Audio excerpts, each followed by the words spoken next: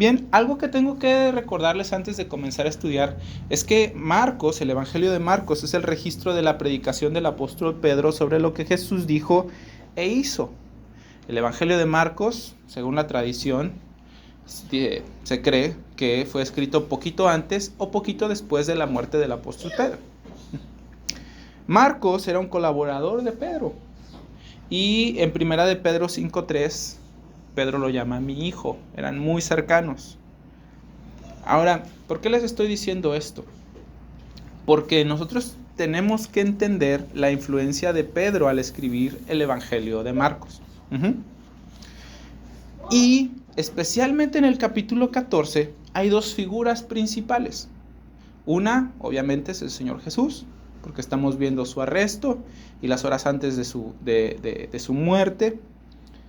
Pero la segunda es precisamente el apóstol Pedro. Pedro es Simón, el hijo de Jonás, a quien Jesús llamó cuando estaba trabajando con su hermano Andrés. Pedro es el líder de los 12. Y ahora nosotros lo vemos aquí en el capítulo 14 de una manera muy interesante. Y esta manera es metiendo la pata una y otra vez, equivocándose de muchas maneras muy graves.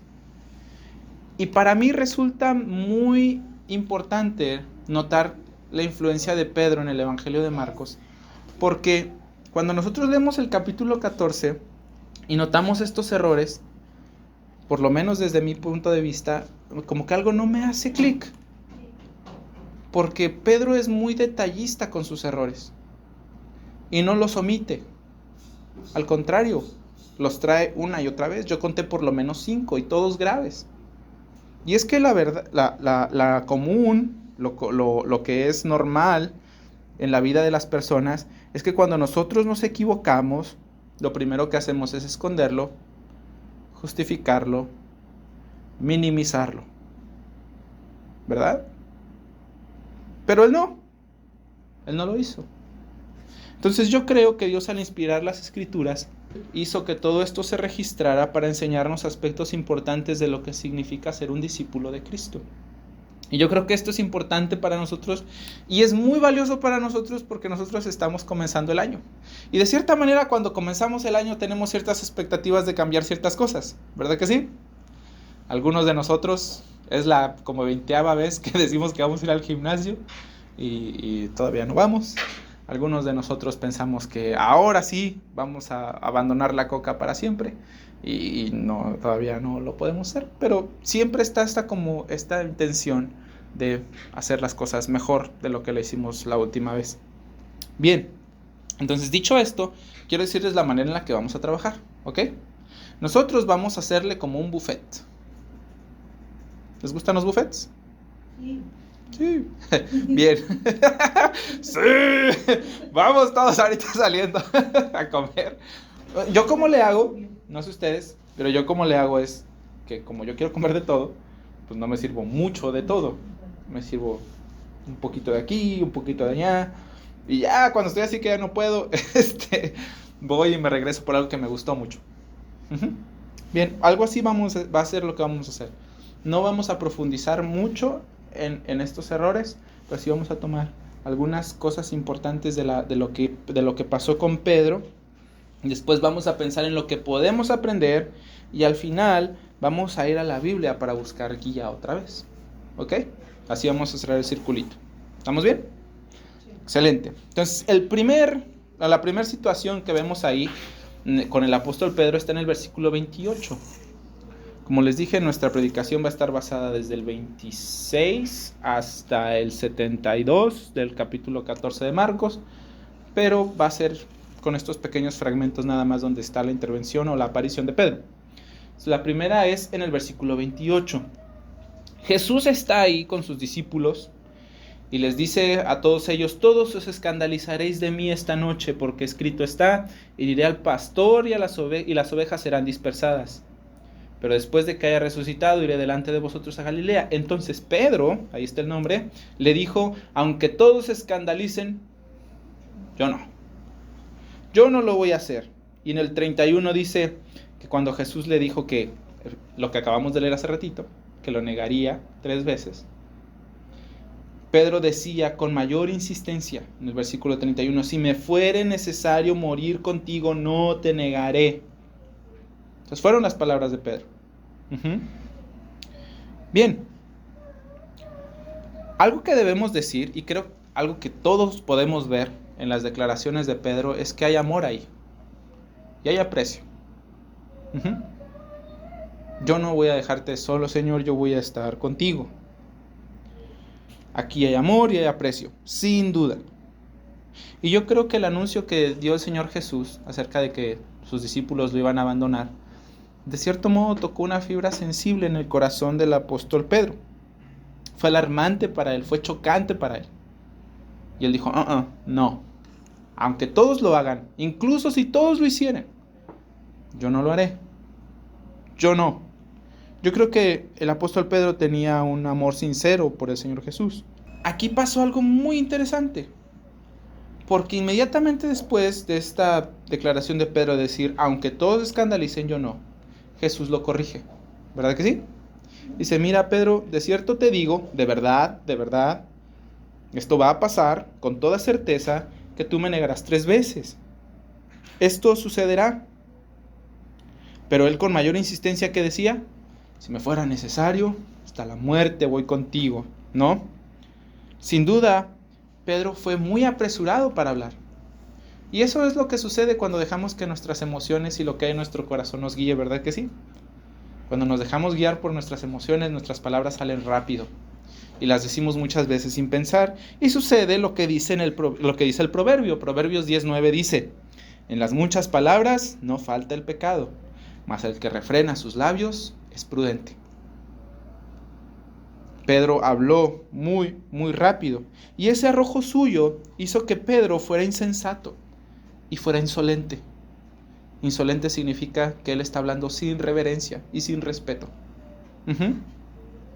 ¿Por qué digo esto? Bueno, pues porque contradijo al Señor Jesús. Al Señor Jesús le está diciendo, todos me negarán. No, yo no. Y después el Señor Jesús cita una parte del profeta Zacarías, me parece. Sí, Zacarías 13:7. Y Pedro también contradice incluso la palabra de Dios. Lo que Dios mismo inspiró, dice, no, yo no. Aunque todos lo hicieran, yo no lo voy a hacer. ¿De dónde salen estas ideas de Pedro? ¿De dónde sale todo esto? Bueno, pues de su corazón. ¿Qué hay en el corazón de Pedro? Si ustedes me permiten sugerir algo, yo creo que lo que hay ahí es confianza en sí mismo. Tal vez pensó que su voluntad era muy fuerte. Él tal vez pensó que su amor por el Señor era muy fuerte. Tal vez tenía muy presentes sus emociones hacia el Señor Jesús. Pero el apóstol Pedro no tuvo muy presente la realidad sobre su corazón. La verdad de nuestro corazón es esta. Jeremías dijo que el corazón es engañoso y perverso más que cualquier otra cosa. El apóstol Pedro no había entendido la condición de su corazón, pero el Señor Jesús sí. Mira algo que pasó en el Evangelio de Lucas. ¿Quieres ir conmigo a Lucas, por favor, en Lucas 22? Lucas 22:31. Dijo también el Señor, Simón, Simón, he aquí Satanás los ha pedido para zarandearlos como trigo, pero yo he rogado por ti, que tu fe no falte, y tú una vez vuelto confirma a tus hermanos. Él dijo, Señor, estoy dispuesto a ir contigo, no solo a la cárcel, sino también a la muerte. Y él le dijo, Pedro, te digo que el gallo no cantará hoy antes que tú me niegues 3 veces, que me conoces. ¿Fijas? Mira esto. ¿Cuál había sido la razón por la cual Pedro se había mantenido fiel al Señor Jesús durante ese tiempo? ¿Su fuerza de voluntad? ¿Su capacidad? ¿Su grande amor? ¿Su fidelidad? El Señor Jesús se lo dice, Satanás los ha pedido. ¿Te acuerdas que algo similar pasó con Job? Dijo, pero yo he rogado por ti para que tu fe no falte. Esa fue la razón por la cual él había prevalecido y permanecido firme en su fe. El Señor Jesús estaba ahí. Y él dijo, Señor, estoy dispuesto a ir contigo no solo a la cárcel, sino también a la muerte. ¿Te fijas? Ignora la corrección. Él es orgulloso. Él no escucha. Y al final, el Señor Jesús dice, tú negarás 3 veces que me conoces. Mira, ya ni siquiera que eres mi discípulo. Es más, tú vas a decir que ni siquiera me conoces. ¿Qué podemos aprender de esto? Aquí está lo que podemos aprender, ¿sale? No descansemos en nuestra fuerza. La verdad es que todos somos más débiles de los que nos gustaría admitir. Todos nosotros somos más débiles de lo que nos gusta admitir. Todos somos más infieles de lo que nos gusta admitir. Todos somos menos constantes de lo que nos gustaría admitir. Todos somos muy indulgentes con nosotros mismos. Y todos nosotros somos muy complacientes y muy tolerantes con nosotros mismos. Esa es la verdad. Aunque nosotros no querramos pensarlo o aunque no querramos admitirlo. Proverbios 28-26 dice lo siguiente. El que confía en su propio corazón es un necio. Mas el que camina con sabiduría será librado. Es muy anticultural, ¿estás de acuerdo? ¿Cuál es lo que dicta nuestra cultura? Sigue tu corazón, ¿verdad? Haz lo que tu corazón te dicta. No le niegues nada a tu corazón. Satisfácelo. Pero el que confía en su propio corazón, dice ahí, es un necio. Un necio es una persona falta de sabiduría. Él está siendo un tonto.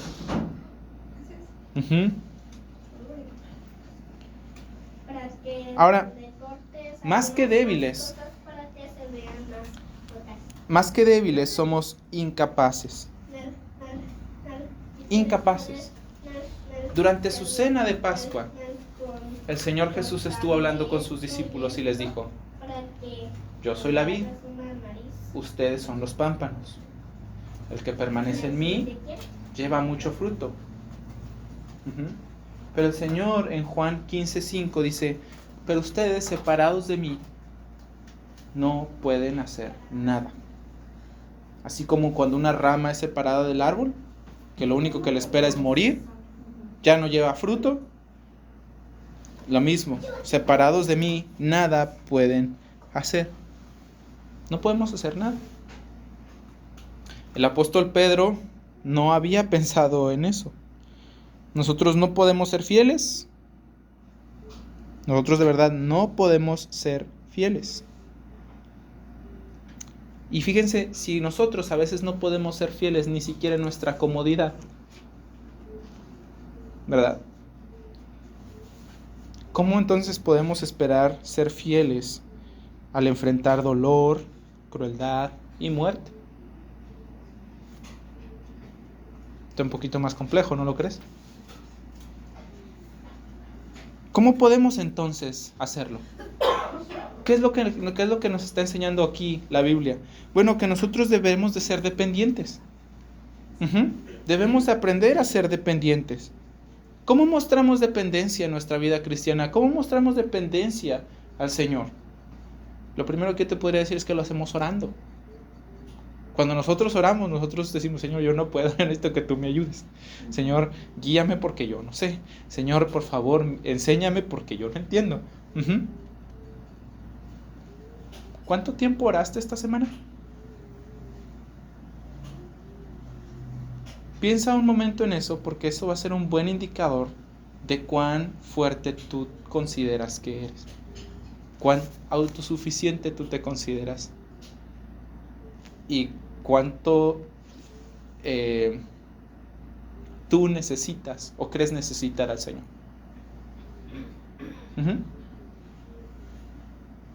Nuestro tiempo de oración es un buen indicador. Número 2, leyendo la Biblia. Así mostramos dependencia. Porque la Biblia dice sobre ella misma, toda palabra es inspirada por Dios y útil para enseñar, corregir, instruir, redarguir. Eso dice 2 Timoteo 3:16. Fíjate, Es útil para enseñar. ¿Qué significa eso? Que yo no sé. Es útil para corregir. ¿Qué significa eso? Yo estoy mal. Yo necesito corregirme. Es útil para instruir. ¿Qué significa eso? Que yo necesito guía. Es útil para redarguir. ¿Qué significa eso? Que yo necesito arrepentirme. La Biblia es útil para eso. Piensa nuevamente, ¿cuánto tiempo leíste la Biblia esta semana? Necesitas pensar con seriedad en esto. Y una tercera cosa que nos enseña nuestra cuánta dependencia, o que puede ser un buen indicador de nuestra dependencia, y eso es la iglesia. Nosotros aprendimos la semana pasada en Hebreos 10:25 que la Biblia nos enseñaba a que nosotros debemos de animarnos y exhortarnos unos a otros, ¿verdad? Todavía más cuando vemos que el día del Señor se acerca. Nosotros aprendimos que el hierro con el hierro se aguza. Nosotros aprendimos que necesitamos no solamente asistir a la iglesia, sino vivir en la iglesia. ¿Recuerdan que aprendimos eso en la escuela dominical? Así que piensa nuevamente en cómo es tu vida con relación a la iglesia. Algunas personas dicen, no, yo no necesito ir a la iglesia, yo puedo escuchar aquí una prédica en la casa, de aquí me quedo, ¿no? Y es más, tengo un predicador más bueno. Me puedo poner al hermano Piper o a MacArthur o a Paul Washer, o si quiero escuchar a Spurgeon, o si quiero escuchar a Jonathan Edwards, o si quiero leer algo de Charles Simeon, o si quiero escuchar algo de Martin Lloyd-Jones, lo que sea, puedo hacerlo, ¿cierto? Pero ¿de verdad no necesitamos ir a la iglesia? Sí.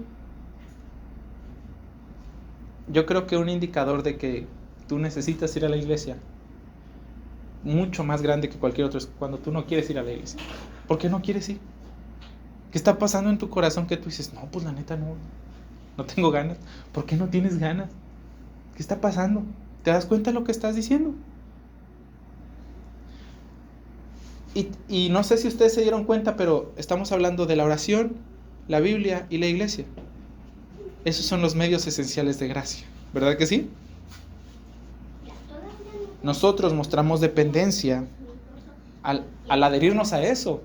No tanto porque es nuestra obligación, sino porque lo necesitamos. Yo necesito orar, necesito su ayuda, necesito la Biblia, no entiendo, necesito ser corregido, necesito todas estas cosas. Nosotros mostramos dependencia al adherirnos a todo esto. Y una cosa más, porque algunas personas pueden pensar, bueno, yo tengo que hacer, ¿no? Orar, leer la Biblia, ir a la iglesia, eso es de mí, yo tengo que ponerlo, mi fuerza de voluntad, no. Mira lo que dice Efesios 6:10, dice, fortalezcanse en el Señor y en el poder de su fuerza. Yo no actúo en mi propia fuerza, sino yo actúo en dependencia de la fuerza de otro. Algo muy similar a lo que hacen nuestros hijos con nosotros cuando están pequeños. No pueden hacer muchas cosas y lo primero que hacen es decir, papá, ayuda. ¿Cierto? Así que nosotros aprendemos esto. Esta es la primera aparición. Voy a intentar darles un poquito menos en el buffet para intentar avanzar muy rápido, pero ser claro y ser correcto. La segunda aparición del apóstol Pedro, que está aquí, es en el Getsemaní, en el versículo 37. El Señor Jesús está yendo al Getsemaní para orar, esta oración que nosotros hemos estudiado ya. Padre, todas las cosas son posibles para ti, aparta de mí esta copa, mas no lo que yo quiero, sino lo que tú. Señor Jesús va rumbo a Getsemaní para orar esto, y se lleva a Pedro, Jacobo y Juan. Aquí aparece otra vez Pedro en el versículo 33. Y Jesús les dice a estos tres, mi alma está muy triste hasta la muerte, quédense aquí y velen. El Evangelio de Mateo agrega conmigo, velen conmigo, quédense conmigo. Y eso nos enseña mucho de la tristeza y de la necesidad del alma del Señor Jesús, ¿verdad? Así que está el Señor Jesús pidiéndoles esto. ¿Y cómo respondió el apóstol Pedro? Eso lo vemos en el versículo 37. Luego vino y los halló durmiendo. Y miren a quién se dirige el Señor Jesús. Y dijo a Pedro: Simón, ¿duermes? Yo no sé cómo tú respondes cuando alguien no hace lo que tú esperas y tú estás muy estresado. Nosotros reaccionamos así como que... "Ugh", ¿verdad? Usualmente lo hacemos. Mira la respuesta del Señor Jesús. Con toda ternura y con mucha paciencia le dice: Simón, ¿duermes? Y mira, lo despierta no para reclamarle, sino para corregirlo con gracia. Dice: ¿no has podido velar una hora? Y luego dice: velen y oren para que no entren en tentación. El espíritu, la verdad, está dispuesto, pero la carne es débil. Y esta corrección del Señor Jesús nos enseña qué era lo que necesitaba el apóstol Pedro. Y lo primero que necesitaba era velar. Hemos hablado de esto con anterioridad y hemos dicho que velar significa mantenerse alerta, no solo física, sino espiritualmente. La tentación de negar al Señor Jesús y abandonarlo estaba cerca. Ellos iban a estar bajo mucha presión en las próximas horas y ellos no estaban listos. Él necesitaba velar. ¿Y saben qué? Yo creo que el apóstol Pedro sí lo aprendió. Porque unos años después, tal vez, el apóstol Pedro escribió en su primera carta, lo siguiente. Primera de Pedro 5:8: sean sobrios y velen, porque su adversario el diablo, como león rugiente, anda alrededor buscando a quien devorar. Hermanos, nosotros debemos de aprender que somos pecadores. No es como la mayoría del mundo dice que somos buena gente. Necesitamos estar alerta de nosotros mismos, de nuestras propias tentaciones y de nuestros propios errores. Porque sí cometemos errores. Algunos somos casi perfectos. Pero la verdad es que hay otros que sí cometemos muchos errores. Y usualmente no estamos alerta de ellos. Usualmente no. Perdón, ¿por qué dice ser sobrio? Porque una persona que es sobria es una persona que es dueña de sí misma, de lo que dice, de lo que hace. Al contrario, una persona que está muy alcoholizada.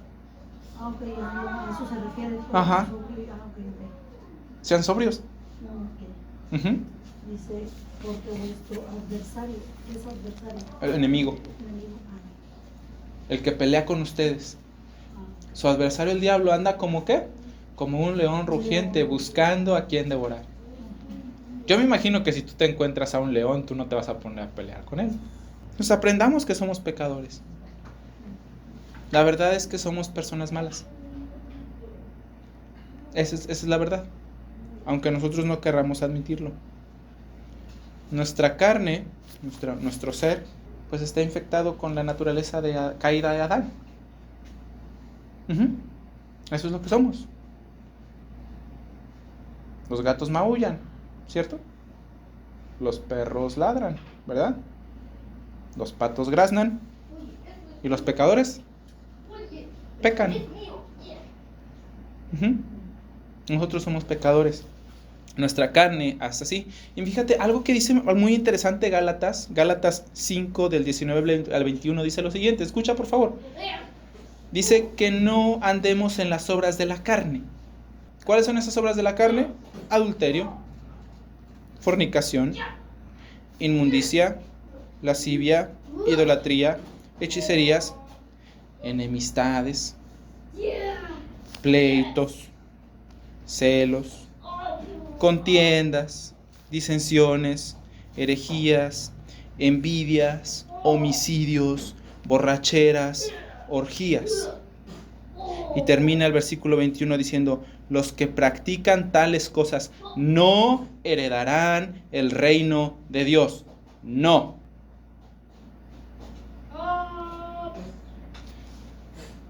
No anden en las obras de la carne. Entonces decir, ¿mi carne es así? Sí, nuestra carne es así. Sí lo es, sería muy ingenuo de nuestra parte pensar que no. Por eso es que necesitamos velar. El apóstol Pablo el gran apóstol Pablo, el escritor de medio Nuevo Testamento, el que fundó y evangelizó todo el mundo conocido de aquel entonces, escribió en Romanos 7:18: yo sé que en mí, esto es en mi carne, no mora el bien. El apóstol Pablo escribió eso. Nosotros necesitamos velar y orar. Entonces nosotros estamos en una constante lucha, que es de vida o de muerte. Tú no puedes dormirte en medio de una guerra. Tú no puedes dormirte cuando hay un animal cazándote. No puedes. Porque si no matas a ese animal, el animal te va a matar a ti. Vamos a Romanos 7 para terminar con este punto. Porque yo no quiero simplemente decir, mira, tienes que hacer esto. Romanos 7, está Mateo, Marcos, Lucas, Juan, Hechos, y luego está Romanos. Hace ratito les dije que el apóstol Pedro confió mucho en su propia fuerza, ¿verdad que sí? ¿Y la Biblia qué nos llama en Efesios 6:10? ¿Andar en nuestra propia fuerza? No, a fortalecernos en el Señor y en el poder de su fuerza, ¿verdad? Bien. Ahora, ¿qué estamos aprendiendo aquí? Bueno, ahí les digo. ¿Qué estamos aprendiendo aquí? Es que si no se me va la onda como hace ratito. Que el apóstol Pedro no está velando. No está listo. Está siendo descuidado. ¿Cierto? Y que él está dándole por su lado a su carne. ¿Verdad que sí? ¿Qué es lo que nosotros tenemos que aprender ahora? Si puedes subrayar esto, subráyalo. Romanos 7:24.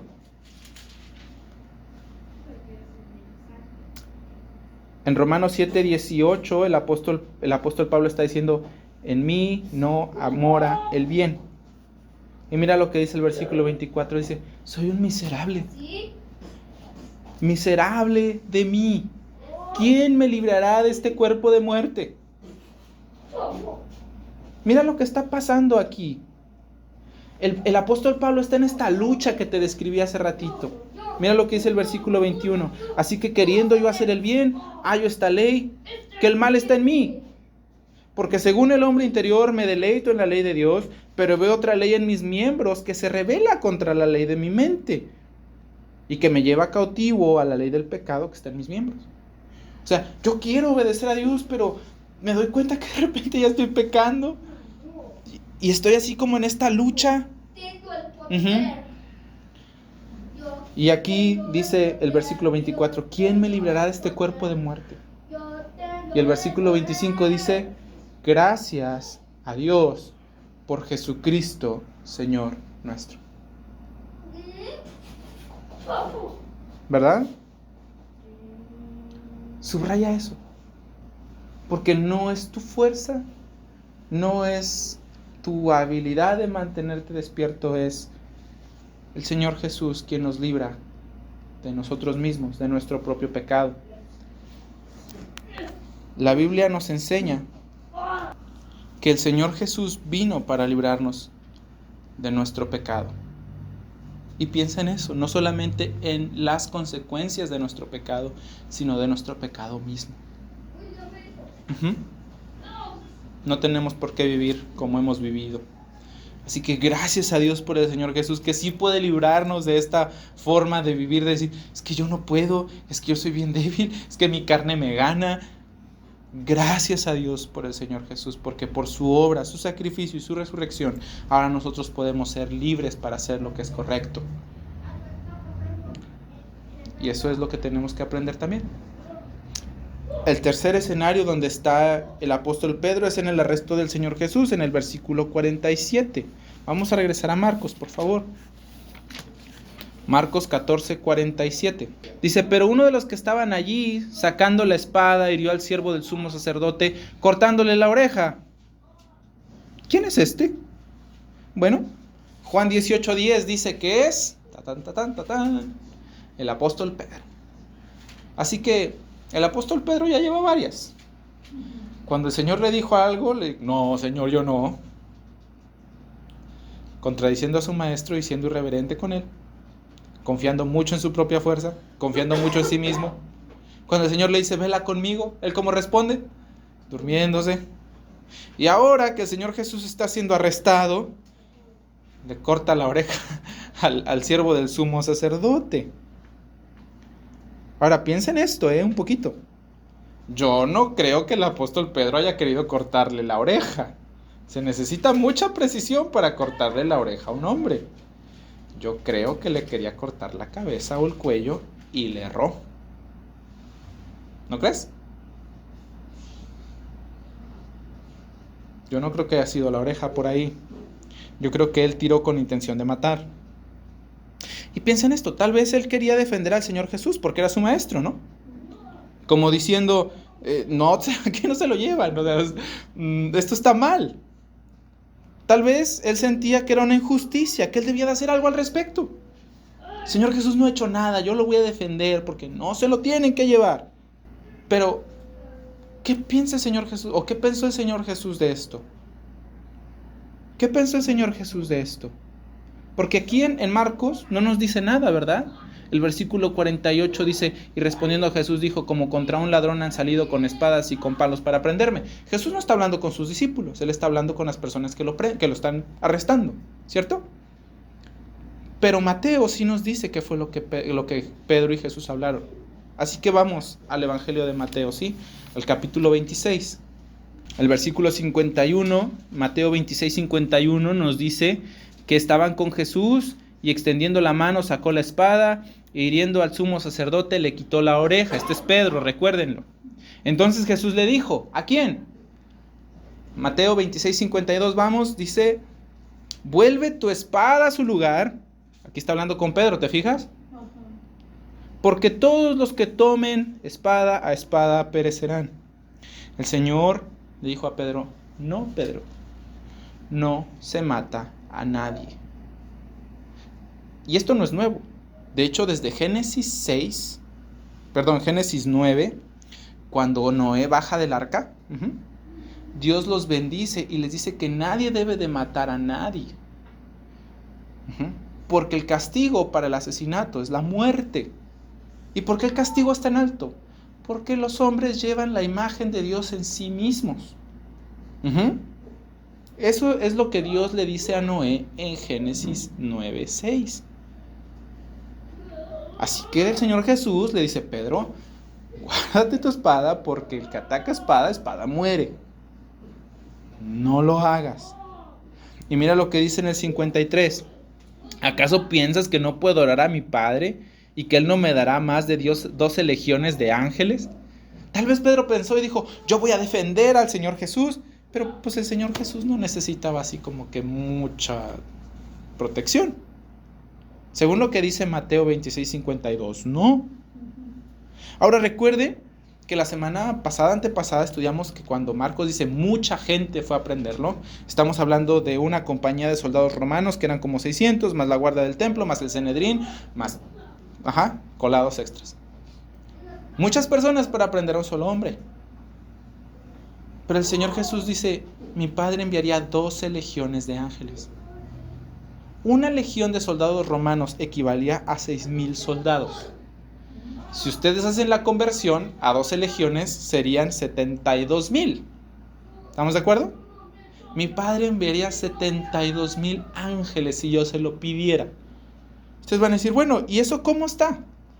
Para darles una idea, hay un relato en el segundo libro de Reyes, en el capítulo 19, donde se nos dice, en el versículo 35, que un solo ángel mató a 185,000 personas en una sola noche.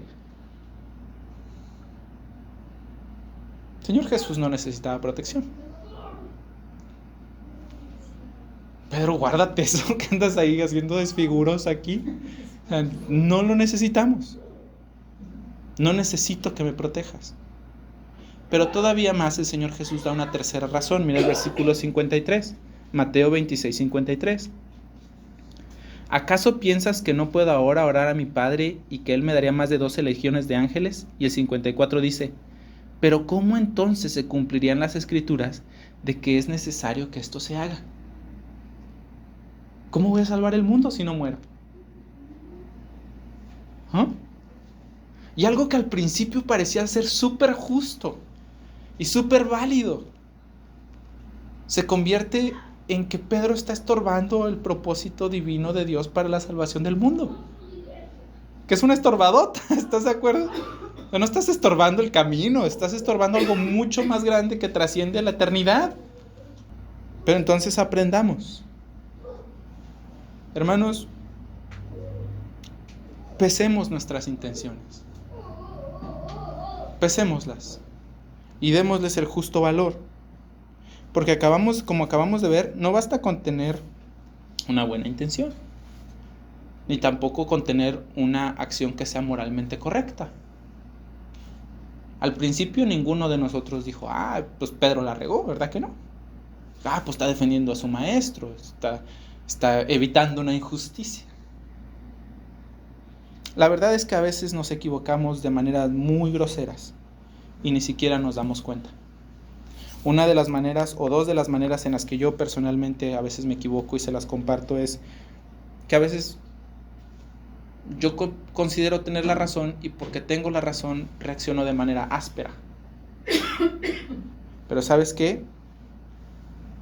Si tú puedes buscarlo en tu Biblia y marcarlo, Santiago 3:17 dice que la sabiduría que viene de lo alto es pacífica, es pura y es amable. Así que no importa cuánta razón tenga, si yo no soy pacífico, puro y amable, la sabiduría de Dios no obra en mí. Tengas la razón que tengas.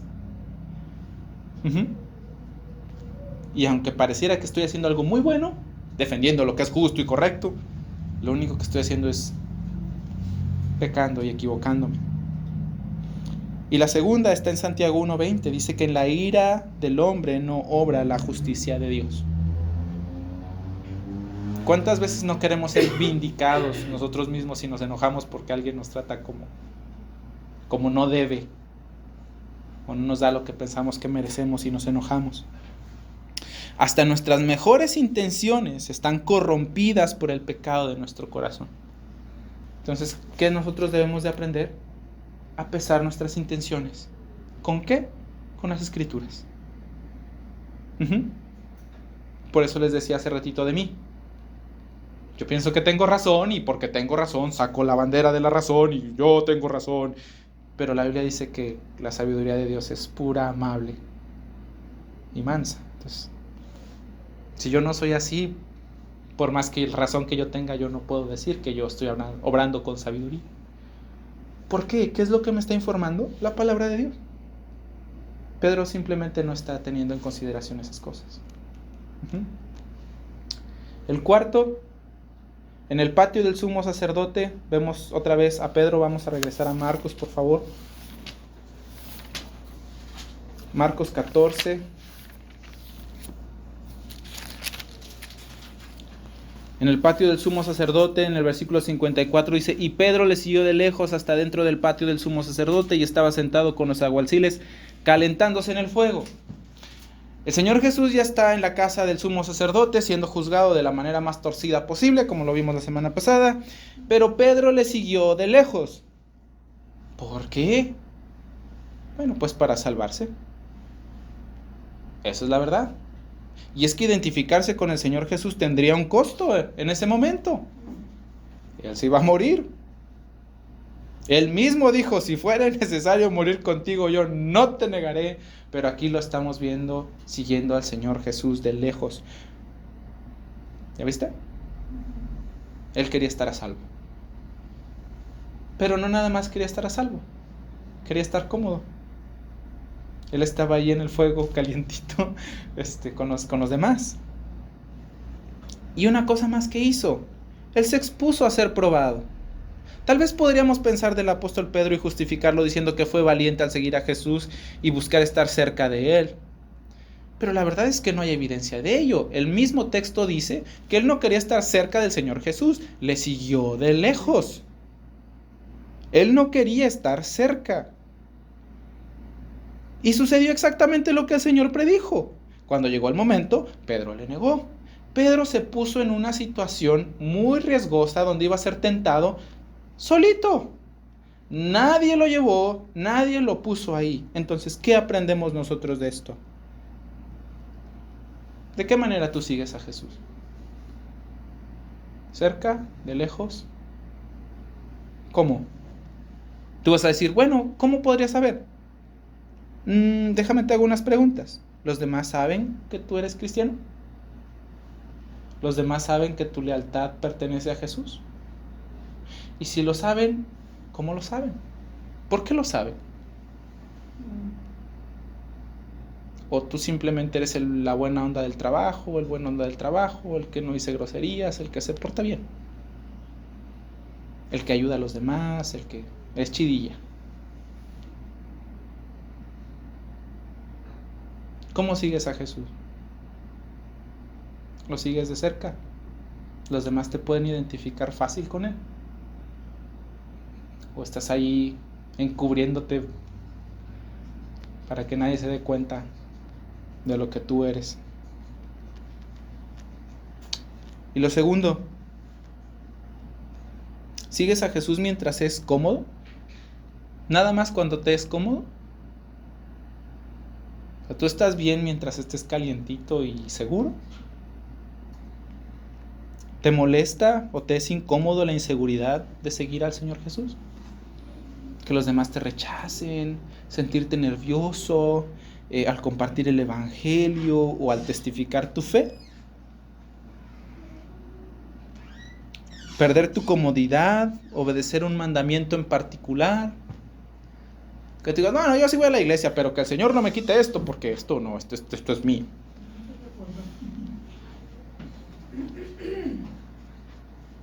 Y lo último, hermanos, nosotros debemos de pensar que cuando con soberbia nosotros pensamos que podemos manejar nuestras tentaciones y no somos cuidadosos de nosotros mismos, muy pronto, gracias hijito, nos vemos fallando miserablemente.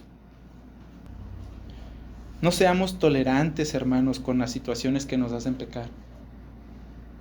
¿Para qué te pones ahí? ¿Qué esperabas? ¿Qué querías? Nada más te pones en un lugar riesgoso. Santiago 4, del 4 al 10. Dice, hermanos, que la amistad con el mundo es enemistad contra Dios. No lo toleres. No te pongas ahí. No lo hagas. Y aquí tenemos el quinto error, que es su negación, de los versículos del 66 hasta el 72, lo leímos hace ratito. La negación del Señor, fíjense que no es el sumo sacerdote el que enjuicia y interroga a Pedro, como le pasó al Señor Jesús. No es el Sanedrín, es una muchacha, es una criada del sumo sacerdote. Y no le dice, pecador, ahorita vas a ver, te vamos a matar. Él simplemente dice, tú estabas con Jesús. Lo que dice el versículo 67. La criada le dice, oye, ¿tú estabas con Jesús? Y él dijo, no lo conozco, ni sé lo que dices. Primera negación. Viéndole otra vez, dice que la criada dijo, este es de ellos. ¿Y qué hizo el apóstol Pedro? Se fue a otro lado para que no lo vieran. Y Pedro lo negó otra vez. Cantó el gallo. Y los que estaban allí le dijeron, tú eres de ellos. Y supieron de eso por su manera de hablar, según lo que nos dice el versículo 70.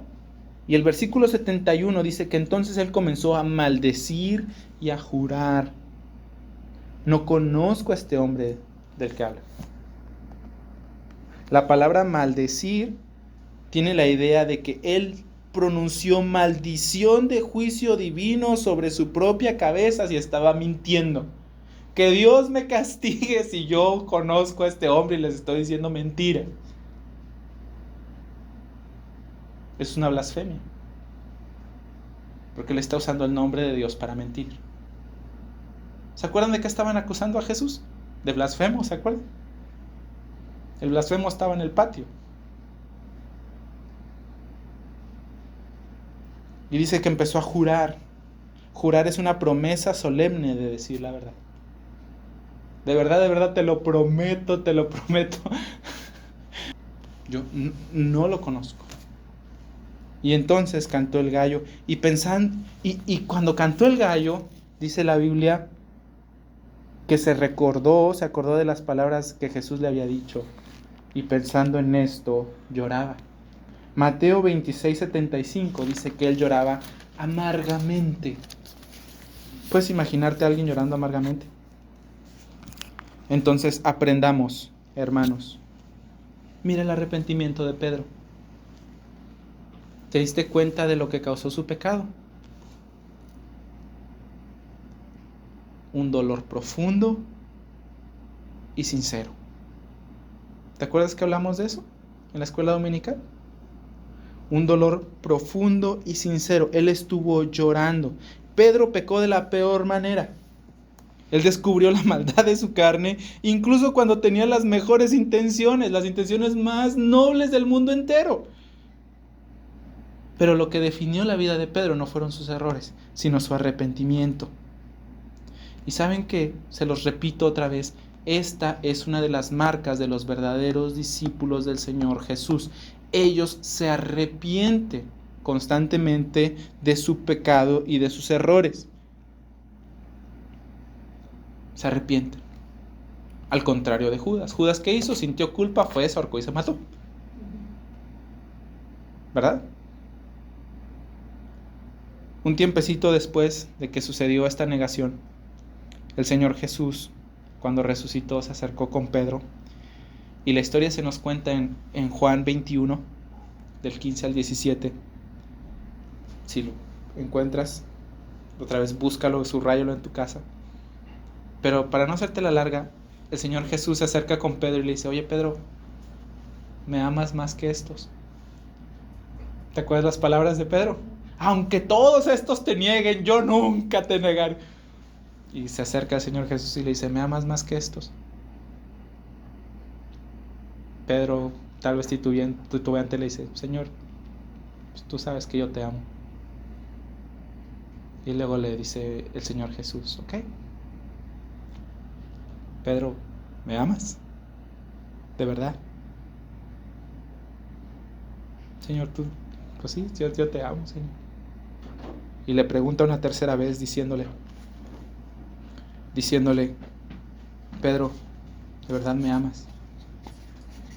Y entonces Pedro le dice: Señor, tú sabes todas las cosas, tú sabes que yo te amo. Y el Señor lo restaura y le dice que cuide a sus corderos y a sus ovejas. Pedro es restaurado por el Señor Jesús y a partir de ahí se convirtió en un predicador bien valiente del Evangelio. Bien valiente. En Hechos 5 se nos relata una historia donde el Sanedrín captura a Pedro y lo amenazan de que si vuelve a predicar el Evangelio lo van a matar. Está el sumo sacerdote ahora sí diciéndole a Pedro: te vamos a matar, Pedro. Él sigue predicando el Evangelio y después lo encarcelan con Juan y los amenazan, y Pedro les dice: es necesario obedecer a Dios antes que a los hombres. Ahí anda todo el Sanedrín volviéndose loco porque ya no saben qué hacer con Pedro y con Juan. Y entonces un señor muy sabio que se llama Gamaliel les dice: miren muchachos, ¿saben qué? Si esta doctrina es de Dios, va a permanecer. Y ha permanecido, ¿cierto? Dijo: pero si no, solita se va a acabar, así que déjenlo. El Sanedrín decide soltarlos, no sin antes darles su recia. Los azotan. Y Hechos 5 dice que Pedro y Juan salieron alegres de haber sido tenidos por dignos, de haber sufrido por su nombre. Y seguían predicando y enseñando el Evangelio de Jesús. Pedro se arrepintió. Tuvo un cambio de mente completitititito. Hubo un dolor profundo y hubo un cambio de mente profundo en él.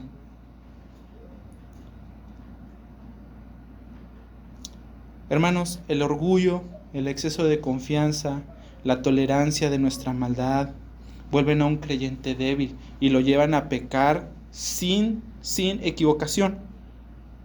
Pero Dios ayuda y da fuerza para vencer a los que son débiles y humildes, a los que dependen de Él, a los que son vigilantes. Y es que saben que ese es nuestro problema. Nuestro problema no es que no seamos fuertes, nuestro problema es que nos creemos muy fuertes.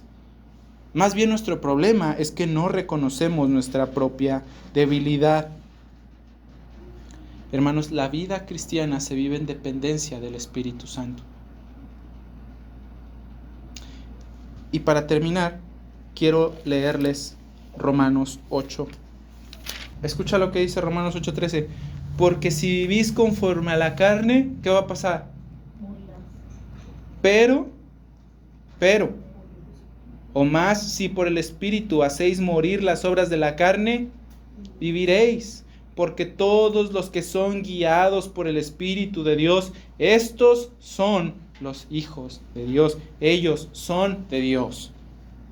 La vida cristiana no se vive en dependencia de nuestras propias fuerzas, de nuestros hábitos, de lo que nosotros podemos cambiar. Se vive en dependencia del Espíritu Santo.